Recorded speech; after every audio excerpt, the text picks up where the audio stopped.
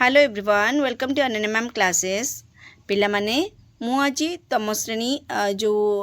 Odia grammar बहिर जो first chapter T अच्छी वाक्य गठन नहीं सॉरी वाक्य गठन नहीं शब्द गठन आम पढ़ाऊली तार गोटे वीडियो मु ऑलरेडी अपलोड करी सेकेंड वीडियो रे आम पूरा चैप्टर टाक सारिबा ठीक अच्छे तो पिले वीडियो स्टार्ट करने आगुरी कही रखे जदि मो वीडियोटी तुमको भल लगे तो प्लीज़ माने मो वीडियो को लाइक कर सांग मान सहित सेयार कर और कमेंट कर कि केमती लगे और जदि चैनल नुआ कर आसीच तो चैनल को सब्सक्राइब करने को बिल्कुल भूलबनी ठीक अच्छे मु तुम क्लास रो ओडिया ऑलरेडी अपलोड करी तुम जदि अनन्या मैम क्लासेस को जीव प्लेलिस्ट को जीव क्लास 9 ओडिया को गले तुम से तुम मोर सबू जाक वीडियो तुम पाइपर है तो this time Odia grammar history geography and कौन ना सोशल साइंस सॉरी हिस्ट्री जो मीन सोशल साइंस इंग्लिश ये सब अपलोड करी तो जदि तुम मो चैनल को सब्सक्राइब कर रखि ताले तुमको बहुत ही ज़्यादा बेनिफिशियल हम ठीक अच्छे आम पढ़ुले शब्द गठन एवं आम पढ़ा शब्द गठन आम लिंग पर्यंत जाइए आम बाकी शब्द कौन शब्द क्या कहती शब्द केते प्रकार आउ किपर सृष्टि होची को माध्यम सृष्टि होची तो आम लिंग जाइए आज आम वचन पाखु पढ़ा ठीक अच्छे देख जो वस्तुर व्यक्ति संख्या जना पड़े ताको वचन कहते वस्तु बा व्यक्तिर संख्या संख्या वचन होची माने काउंटिंग जोटा संख्या जना पड़ो केते लोक अच्छा केते जिनिस अच्छी है वचन चिन्ह साधारणतः विशेष्य और सर्वनाम पदरे संयुक्त थाए जो पदरु वस्तुर बा व्यक्तिर संख्या बोली जना पड़े ताको वचन जो शब्द माध्यम आम 2 जन 4 जन 5 जन 10 जन 50 जन 100 जन 1000 जन है 1 लिटर क्षीर 2 लिटर पानी तो यही जो सब आम जो संख्याटा जानीपारू ताको आम वचन बोली कही था जता मु माने जड़े तू माने तू निजे से माने गच नई आदि इत्यादि ये सब है वचन ठीक अच्छे देख जो पदरु वस्तु बा व्यक्तिर संख्या 1 रु अधिक बोली जना पड़े ताको एक वचन बोली कह जाए तुम जानी एटा जदि 1 रु अधिक बोली जना पड़े ताको एक वचन कह जाए एवं 1 जो पदरु वस्तु बा संख्या 1 रु अधिक बोली जना पड़े ताकू कौन कह जाए ना बहुवचन बोली 1 रु अधिक हेल्ले बहुवचन कह जाए जता आमे माने तुमे माने से माने नई गुड़िक छेड़ी गुड़िक गछ माने छेड़ी माने मेढ़ा माने कुकुर माने ये सब बोले बहुवचन एक वचन पर व्यवहृत शब्द चिन्हटी है कौन टी टा टे टीए टा खंडीए गोटे इत्यादि उदाहरण स्वरूप गोटे पिला पिलाटीए पिलाटी ये सब हूँ एक वचन ताने 1 को बुझाऊे एक वचन हम 1 रु अधिक को बुझाऊे बहुवचन हम आउ एक वचन पर टी टा टीए खंडीए गोटे ये सब शब्द लगी थाए बहुवचन पर व्यवहृत होता चिन्ह माने गुड़िए गुड़ाक पंक्ति श्रेणी जुथ जाक गण सबु दल पल समूह वृंद माल राजी पुंजी राशि मंडल ये सब शब्द बहुवचन पर व्यवहार करा जाए जेमिति कि कौन पिलाए जेमिति कि पिलाए पिला माने पुस्तक चय पर्वत श्रेणी ये सब बहुवचन शब्द पदर उभय पार्श्व बहुवचन व्यवहार करा जाए ना जथक अनेक पिला एपरी प्रयोग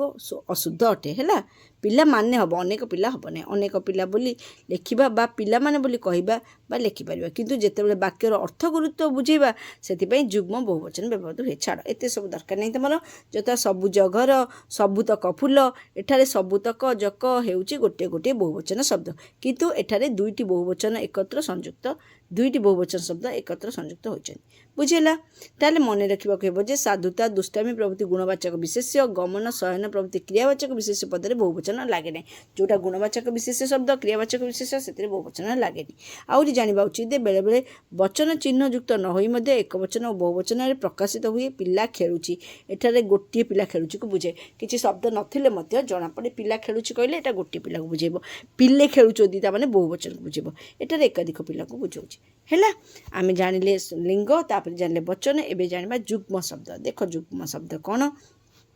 आम भाषा अनेक युग्म शब्द अच्छी जता बाट घाटे जास करने बेले देखी देखी देखिका चलवा उचित है ये बाट घाट युग्म 2टा शब्दर मिलित जा आस देखी देखिका यही वाक्य बड़ अक्षर लिखित शब्द गुड़िक होती आपको कौन कह युग्म शब्द कहुए एतिर 3टी युग्म शब्द रही युग्म शब्द गठन प्रणाली भिन्नता प्रदत्त है कौन ना विपरीत बोधक शब्द 2टी मिसिले भी युग्म शब्द हुए जमीक भल मंद खाल ढीप जमा खर्च किणा बिका सुख दुख बड़ सान जीवन मरण सप्तमेच इत्यादि विपरीत 2टी शब्द मिसिकी युग्म शब्दर सृष्टि होची समानार्थी ଶବ୍ଦରେ ବି ଯୁଗ୍ମ ଶବ୍ଦ ସୃଷ୍ଟି ହେଉଛି, ଯେମିତିକି ହଣା ଯା ମାନେ ଯା, ମରା ମାନେ ସେଇଆ, ହଣା ମରା, ବନ୍ଧୁ ଯା, ବାନ୍ଧବୀ ସେଇଆ, ବୁଝିଲା। ଗୋରୁ ଗାଈ, ଧନ ରତ୍ନ, ମୌଜ ମଜଲିସ୍, ଜୀବ, ଏସବୁକୁ ଯୁଗ୍ମ ଶବ୍ଦ କୁହାଯାଏ। ମାନେ ବିପରୀତ ଅର୍ଥବୋଧକରେ ମଧ୍ୟ ଯୁଗ୍ମ ଶବ୍ଦର ସୃଷ୍ଟି ହୁଏ, ସମାନ ଅର୍ଥବୋଧକ ଶବ୍ଦରେ ମଧ୍ୟ ଯୁଗ୍ମ ଶବ୍ଦର ସୃଷ୍ଟି ହେଇଥାଏ। ହେଲା, ତାପରେ କ'ଣ ଦେଖ, ଅର୍ଥ ଥିବା ବା ଅର୍ଥ ନଥିବା ଦୁଇ ଶବ୍ଦର ମିଶ୍ରିତ ଯୁଗ୍ମ ଶବ୍ଦ। ଯେମିତି ଗପ ସପରେ ଗପର ଅର୍ଥ ହେଉଛି ଗପ, କିନ୍ତୁ ସପରେ ଏଠି ଅର୍ଥବିହୀନ। ଏଥିରେ କଥାରେ ବୋଲି କୁହାଯାଇଛି, ସେଥିପାଇଁ ଜାତୀୟ ଶବ୍ଦକୁ କାମ ଦାମ, ବାସନ ମାନେ ବାସନ, କୁସନ କିଛି ଶବ୍ଦ ନାହିଁ। ପେଟ ପାଟଣା, ପେଟ ମାନେ ପେଟ, ପାଟଣା କିଛି ଶବ୍ଦ ନାହିଁ। ଘର ଫର, ଘର ମାନେ ଘର, ଫର କିଛି ଶବ୍ଦ ନାହିଁ, ବୁଝିଲା। କ୍ରିୟାବାଚକ ବିଶେଷ୍ୟ ସହ ଅସାମୀପିକା କ୍ରିୟାର ମିଳନ ଯୋଗେ ମଧ୍ୟ ହୁଏ। କ'ଣ ନା ହଣା ହଣି, ଲଗା ଲଗି, ଆଉ ଲେଖା ଲେଖି, ପଢ଼ାପଢ଼ି, ପିଟାପିଟି, ଧସ୍ତାଧସ୍ତି ଇତ୍ୟାଦି। ହେଲା, ଆଉ କ'ଣ ଦ୍ୱିରୁକ୍ତି ସୂଚକ ଶବ୍ଦ। ଦ୍ୱିରୁକ୍ତି ମାନେ କ'ଣ, ସମାନ ଶବ୍ଦ ଦୁଇଥର ପ୍ରୟୋଗ ହେଲେ ଯୁଗ୍ମ ଶବ୍ଦ ହୁଏ, ଯେମିତିକି ଝର ଝର, ଛଳ ଛଳ, ଧୁ ଧୁ, ପେ ପେ, ଆପେ ଆପେ, ସିଧା ସିଧା ଇତ୍ୟାଦି। ବୁଝିହେଲା ପିଲେ? ଏବେ ଆମେ ଜାଣିବା ସମାଜଚରିତ ଶବ୍ଦ। ସମାଜଚରିତ ମାଧ୍ୟମରେ କେମିତି ନୂଆ ଶବ୍ଦର ସୃଷ୍ଟି ହେଉଛି ଦେଖିବା। କେତେକ ଶବ୍ଦ ଅଛି ଯାହାର ଉଚ୍ଚାରଣ ସମାନ ଥିଲାବେଳେ ଅର୍ଥରେ ପରିବର୍ତ୍ତନ ହେଉଛି। କ'ଣ ନା ଅସନ ମାନେ ହେଲା ଭୋଜନ, ଅସନ ମାନେ ଅଦନ୍ତେସନ ହେଲା କ୍ଷେପଣ, ଦୀର୍ଘ ଇ ସହ ହେଲା ଈଶ୍ୱର, ଦୀର୍ଘ ଇ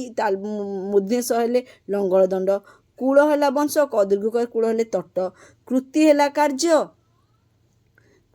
କାର୍ଯ୍ୟ, କୃତ ଅଦୀର୍ଘିକାର ହେଲେ ଦକ୍ଷ, ଗିରି ତାଲବେଶ ହେଲେ ମହାଦେବ ବା ଶିବ, ଗିରିଶ ହେଲା ଶ୍ରେଷ୍ଠ ଗିରି, ଚୂଡ଼ା ହେଲା ଖାଦ୍ୟ ବିଶେଷ, ଆଉ କ'ଣ ନା ଦୀର୍ଘକାର ଚୂଡ଼ା ହେଲା ଅଗ୍ରଭାଗ। ଠିକ୍ ସେମିତି ଆଉ କ'ଣ ରହିଲା ନା ଚିର ହେଲା ଦୀର୍ଘକାଳ, ଚ ଦୀର୍ଘିକା ଚିର ହେଲା ଛିଣ୍ଡାକନା, ଦିନ ହେଲା ଦିବସ, ଦ ଦୀର୍ଘିକା ଦିନ ହେଲା ଗରିବ, ଦୀପ ହେଲା ଆଲୋକ ପ୍ରଦାନ କରୁଥିବା ବସ୍ତୁ, ଦ ଦୀର୍ଘିକାର ପ ଦୀପ ହେଲା ଜଳବେଷ୍ଟିତ ଭୂଖଣ୍ଡ, ପୁତ ହେଲା ପୁଅ, ପୁତ୍ର ହେଲା କ'ଣ, ପୁତ୍ର ହେଲା ପବିତ୍ର, ବଳି ହେଲା ତ୍ୟାଗ ବା ହତ୍ୟା, ବଳି ହେଲା ବଳୁଆ, ଲକ୍ଷ୍ୟ ହେଲା ସଂଖ୍ୟା ବିଶେଷ, ଆଉ ଗୋଟେ ଲକ୍ଷ୍ୟ ହେଲା ଉଦ୍ଦେଶ୍ୟ। ଠିକ୍ ଅଛି, ବୁଝିପାରିଲ? ତାପରେ ଦେଖ ବିପରୀତାବର୍ତ୍ତକ ଶବ୍ଦ। କ'ଣ ନା ପ୍ରତ୍ୟେକ ଭାଷା ପରି ଆମ ଭାଷାରେ ମଧ୍ୟ କେତେକ ବିପରୀତ ଶବ୍ଦ ଅଛି, ତୈରୁ କିଛି ଦିଆଗଲା। ଅପେକ୍ଷା ଉପେକ୍ଷା, ଅସଲ ନକଲ, ଅଲଣା ଲୁଡ଼ିଆ, ଆଗ ପଛ, ଆନନ୍ଦ ନିରାନନ୍ଦ ବା ବିଷାଦ, ଏଗୁଡ଼ା ସବୁ ଘୋଷିକି ପାଣି କରିଦେବ, ତୁମର ପରୀକ୍ଷାରେ ପଡ଼ିବ। ହେଲା, ଆବାହନ ବିସର୍ଜନ, ଆଦାନ ପ୍ରଦାନ, ଇହ ପର, ଇଷ୍ଟ ଅନିଷ୍ଟ, ଉପକାର ଅପକାର, ଉଦୟ ଅସ୍ତ, ଉଠାଣି ଗଡ଼ାଣି, କୃପଣ ବଦାନ୍ୟ। ଠିକ୍ ଅଛି। ତାପରେ କ'ଣ ଖୋଲା ମୁଦା, ଖାଲ ଢିପ, ଚେମଡ଼ା ମସ୍କା। ଓକେ। ତାପରେ କ'ଣ ହେଲା ଜ୍ଞାନୀ ଅଜ୍ଞାନ, ଦୁଷ୍ଟ ଶିଷ୍ଟ, ପ୍ରାଚୀନ ନବୀନ ବା ଅର୍ବାଚୀନ, ପଣ୍ଡିତ ମୂର୍ଖ, ପାପ ପୁଣ୍ୟ, ବନ୍ଧନ ମୋଚନ, ବଦ୍ଧ ମୁକ୍ତ, ଭଲ ମନ୍ଦ, ମାନ ଅପମାନ, ମସୃଣ ବନ୍ଧୁର, ମିତ୍ର ଶତ୍ରୁ। ଆଉ କ'ଣ ହେଲା ଲୋଭୀ ନିର୍ଲୋଭ, ସାମ୍ୟ ବୈଷମ୍ୟ, ସୁଲଭ ଦୁର୍ଲଭ, ହ୍ରସ୍ୱ ଦୀର୍ଘ, କ୍ଷୁଦ୍ର ବୃହତ୍। ହେଲା, ଏଇଭଳି ଭାବରେ ସବୁ ବିଭିନ୍ନ ପ୍ରକାର ଶବ୍ଦ ଗଠନ କରାଯାଉଛି। ଏବେ ଦେଖ ସନନ୍ତ ଜଅନ୍ତ ନିର୍ଜନ୍ତ। କ'ଣ ସନନ୍ତ ଜଅନ୍ତ ନିର୍ଜନ୍ତ ଦ୍ୱାରା ମଧ୍ୟ ନୂତନ ଶବ୍ଦ ଗଠିତ ହୋଇଥାଏ। କେମିତି ଆମେ ଜାଣୁଛନ୍ତି କେଉଁ ମାଧ୍ୟମରେ ନୂଆ ନୂଆ ଶବ୍ଦର ସୃଷ୍ଟି ସବୁ ହେଉଛି। ହେଲା, ସନନ୍ତ କ'ଣ ଇଚ୍ଛା ଅର୍ଥରେ ଧାତୁ ପରେ ସନ୍ ପ୍ରତ୍ୟୟ ଲାଗେ। ଇଚ୍ଛା ଅର୍ଥରେ ଯଦି କୌଣସି ଧାତୁ ପରେ ସନ୍ ପ୍ରତ୍ୟୟ ଲାଗିବ ତାକୁ କହନ୍ତି ସନନ୍ତ।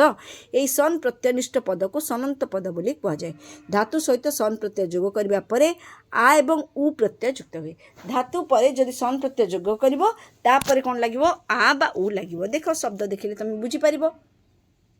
ଦେଖ ଧାତୁଯୁକ୍ତ ପ୍ରତ୍ୟୟ ହେଉଛି ସନନ୍ତ ପଦ। କ'ଣ ପିଇବାର ଇଚ୍ଛା, ପା ଯୁକ୍ତ ସନ୍ ଯୁକ୍ତ ଆ ହେଲା ପିପାସା। ଓକେ, ପା ପରେ ପିଇବାର ଇଚ୍ଛା ହେଲା ଧାତୁ ହେଲା ପା, ସନ୍ ହେଲା ସନ୍ ପ୍ରତ୍ୟୟ। ହେଲା, ତାପରେ ଆ ଲାଗିବ, କହିଲି ନା ଆ ଲାଗିବ ପିପାସା। ଜୟ କରିବାର ଇଚ୍ଛା, ଜି ଧାତୁ ସନ୍ ପ୍ରତ୍ୟୟ ଯୁକ୍ତ ଆ ହେଲା ଜିଗିସା। ଶୁଣିବାର ଇଚ୍ଛା ବା ସେବା କରିବାର ଇଚ୍ଛା, ଶ୍ରୁ ଧାତୁ ସନ୍ ପ୍ରତ୍ୟୟ ଆ ହେଲା ଶୁଶ୍ରୂଷା। ଲାଭ କରିବାର ଇଚ୍ଛା, ଲଭ୍ ହେଲା ଧାତୁ, ସନ୍ ହେଲା ପ୍ରତ୍ୟୟ ଯୁକ୍ତ ଆ ହେଲା ଲିପ୍ସା, ଲଭ୍ ଯୁକ୍ତ ସନ୍ ଯୁକ୍ତ ଆ ହେଲା ଲିପ୍ସା। ଭୋଜନ କରିବାର ଇଚ୍ଛା, ଭୁଜ ଯୁକ୍ତ ସନ୍ ଯୁକ୍ତ ଆ ହେଲା ଭୁଭୁକ୍ଷା। ଜାଣିବାର ଇଚ୍ଛା, ଜ୍ଞାନ ଯୁକ୍ତ ସନ୍ ଯୁକ୍ତ ଆ ହେଲା ଜିଜ୍ଞାସା। ଓକେ, ତାପରେ କ'ଣ ହେଲା ପିଲେ, ପଠନ କରିବାର ଇଚ୍ଛା କ'ଣ, ପଠ ଯୁକ୍ତ ସନ୍ ଯୁକ୍ତ ଆ ହେଲା ପିପ୍ଠିସା। ଗମନ କରିବାର ଇଚ୍ଛା, ଗମ୍ ଯୁକ୍ତ ସନ୍ ଯୁକ୍ତ ଆ ହେଲା ଚିଗ୍ମିସା। ଓକେ, ଏଇଟା ହେଲା ନିଯତ ଧାତୁ। ବୁଝିପାରିଲ? ମାନେ ନିଯତ ଧାତୁରେ କୌଣସି ଧାତୁରେ ଇଚ୍ଛା ପ୍ରତ୍ୟୟ ଲାଗିକି ଆ ଲାଗିଲେ ନିଯତ ଧାତୁ ହୁଏ। ଓକେ, ତାପରେ ଦେଖ ଜଅନ୍ତ ଧାତୁ। ଜଅନ୍ତ ଧାତୁ କ'ଣ ପିଲେ, ଅତିଶଯ୍ୟ ବୁଝେଇବା ପାଇଁ ଧାତୁରେ ଜଙ୍ଗ ପ୍ରତ୍ୟୟ କରାଯାଏ। है अतिशौर्य जो अतिटा बुझापी अति अर्थ में जंग प्रत्यय लगे जंग प्रत्यय निष्पन्न धातु बा जंत धातु ताको निष्पन्न धातु बा जंत धातु बोली कहुए एथिरे मान प्रत्ययुक्त शब्द गठित हुए मन रखा जे जंत धातु साधारणतः विशेषण रूप में या कौ रूप व्यवहृत हुए ना विशेषण रूप में है मूल धातु जंग धातु युक्त मान हेले नूतन शब्द हम केमती ज्वल युक्त जन माने जाजल्य युक्त मान जाजल्यमान ओके नूतन शब्द केमती सृष्टि है मूल धातु युक्त जंग मूल धातु है ज्वल युक्त जंग है जंग धातु बदला बोले जाजल्य बसला युक्त मान है गोटे नुआ शब्द है जाजल्यमान दीप युक्त जंग माने दौदीप्य मान बसिले नुआ शब्द है दौदीप्य मान ओके तापर देख निजंत धातु कौन प्रयोजक धातु गढ़ापी संस्कृत में धातु सहित निज प्रत्ययर जोग करा जाए धातु पर निज प्रत्यय युक्त हो गढ़ा जाऊ धातु को कौन कहुए निजंत धातु कहुए बुझिपाल कौन है प्रयोजक धातु गढ़ापी गोटे नुआ धातुर सृष्टि करने संस्कृत में निज प्रत्यय जोग करा जाए धातु पर निज प्रत्यय युक्त हो गढ़ा धातु पर जो निज प्रत्यय लगिले निजंत धातु हुए जमती कौन मूल धातु किए स्था युक्त निज है स्थापी आउ स्थापी कौन है स्थापन विशेष शब्द स्थापित विशेषण शब्द सेमती पठ युक्त नीच हूँ पाठी आउ तार विशेष शब्द कौन हम पाठन पाठित है ज्ञा युक्त नीच हूँ ज्ञापी ज्ञापन ज्ञापित है विशेष शब्द विशेषण शब्द चल युक्त नीच है चाली चालन चालित ओके बुझिपार ना बुझिपारनी देख तापर कौन अधिकंत विभक्ति संधि समास कृदंत तदित उपसर्ग नत्वविधि सत्वविधि अनुजाई मध्य शब्द गठन करा जाई थाए हैला एमानक द्वारा भी आम पढ़ुଛନ୍ତି को माध्यम शब्द गठन करा जाए एमानक माध्यम भी संधि समास कृदंत तदित उपसर्ग नत्वविधि सत्वविधि रे शब्द गठन भी करा जाए ताकू मध्य आमे गोटी गोटी करके सबुजाक पढ़िबा